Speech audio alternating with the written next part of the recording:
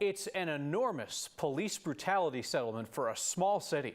Idaho Springs will pay out nearly 6 times its $1.2 million police budget, nearly 6 times the whole police budget, for what officers did to a man named Michael Clark. He was tased without warning in 2020. It's led to medical problems he still has today. The settlement, like so many, will be paid out of insurance. Our Steve Stager shows us how insurers are now involved in holding law enforcement accountable. The amounts are big. $3 million to the family of a man shot in the back and killed by Colorado Springs police officers. Another $3 million to a woman with dementia tackled to the ground by a Loveland officer. $7 million to the man tased by Idaho Springs police. Does it seem like these settlements are getting bigger and bigger?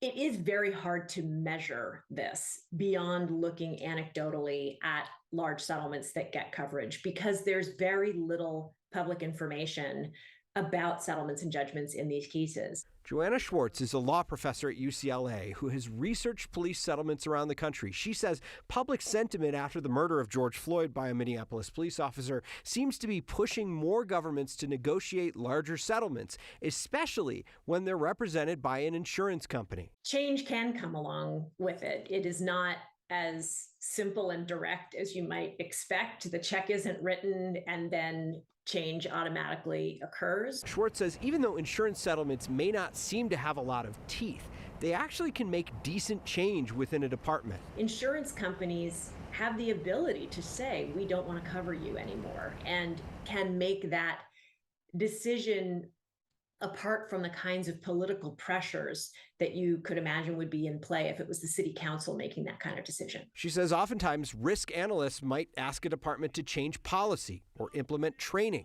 maybe even make leadership changes after paying out a settlement. I do think that insurance companies who really are looking at the bottom line, who aren't afraid to make demands, can be the best avenue to try to get some of these changes implemented.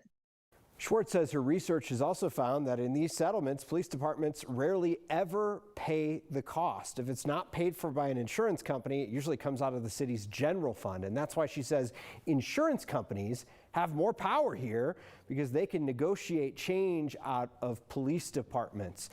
Where a city council, you go to them and... Oh, it's all politics. It's all politics. Yeah, because the city council says they want change, and then they have to answer to the voters, where the insurance company doesn't have to answer to anybody. Yeah, so I look at the settlements paid out, like Denver police, one after another, after another, after another. If I was crashing my car 3 times a year, I would expect to pay a lot for insurance. Is this eventually getting passed on to the cities, then get passed on to taxpayers? Yeah, I talked to some experts in insurance today, and they tell me that municipalities are seeing their premiums start to kind of skyrocket because of so much liability that's out there now and the way that these settlements are getting bigger and bigger and bigger.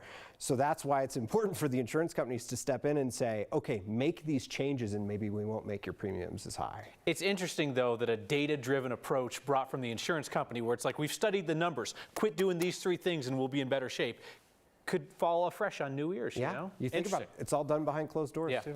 All right. Thank you, Steve.